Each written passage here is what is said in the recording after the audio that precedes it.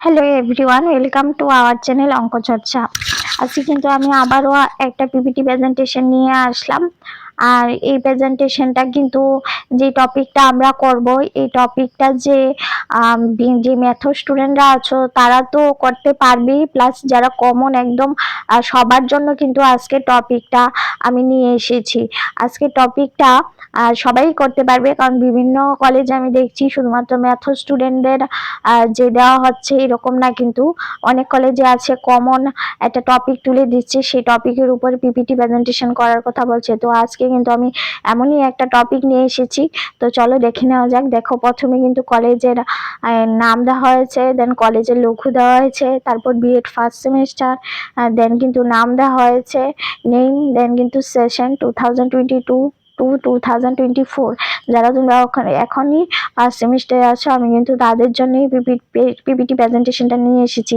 এবং এই পিপিটি প্রেজেন্টটা কিন্তু ইংলিশ ভার্সনের, অর্থাৎ যারা তোমরা ইংলিশ ভার্সনে আছো তোমাদের জন্য কিন্তু খুবই হেল্পফুল, কারণ ইংলিশ ভার্সনের পিপিটি প্রেজেন্টেশন আমি কিন্তু অন্য কোথাও দেখিনি, একমাত্র আমরাই ইংলিশ এবং বাংলা বোথ ভার্সনে সবকিছু প্রোভাইড করছি। তো তোমাদের যদি লাভবান হয় অবশ্যই আমাদের চ্যানেলকে সাবস্ক্রাইব করবে, লাইক করবে এবং কমেন্ট করবে। তো চলো দেখে নেওয়া যাক। সেমিনার প্রেজেন্টেশন দেখো, দেন কোর্স কোড দেওয়া হচ্ছে 1.1.5, দেন কিন্তু কোর্স নেম দেওয়া হচ্ছে আন্ডারস্ট্যান্ডিং ডিসিপ্লিন অ্যান্ড সাবজেক্ট। দেন দেখো টপিকটা কি, education as interdisciplinary field of study. তোমরা যখনই কোর্স 1.1.5 এর বুকটা খুলবে, প্রথমেই দেখবে, এই প্রথম পেজেই দেখবে ঠিক এই টপিকটা আছে, education as interdisciplinary field of study.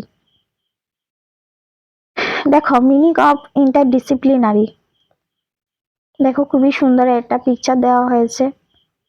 দেন দেখো পিপিটি মানেই যত সুন্দর করে তুমি তুলতে পারো, যত আকর্ষণ করা যায়।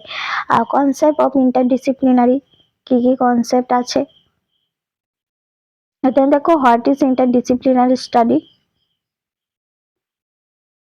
দেন দেখো ইন্টারডিসিপ্লিনারি স্টাডির খুব সুন্দর পিকচার দেওয়া হয়েছে। দেখো পিকচারগুলো কিন্তু খুবই সুন্দর। পিপিটি প্রেজেন্টেশন মানেই তুমি যত সুন্দর করে আকর্ষণ করে তুলতে পারো। দেন দেখো বেনিফিটস অফ ইন্টারডিসিপ্লিনারি স্টাডি, অর্থাৎ ইন্টারডিসিপ্লিনারি স্টাডি করলে কি ধরনের বেনিফিটস পাওয়া যায়। দেখো খুবই সুন্দর একটা পিকচার দেওয়া হয়েছে, বেনিফিটস অফ ইন্টারডিসিপ্লিনারি লার্নিং, অর্থাৎ যদি ইন্টারডিসিপ্লিনারি লার্নিং করা যায় তাহলে কি কি বেনিফিটস পাওয়া যায়। Then last of all thank you.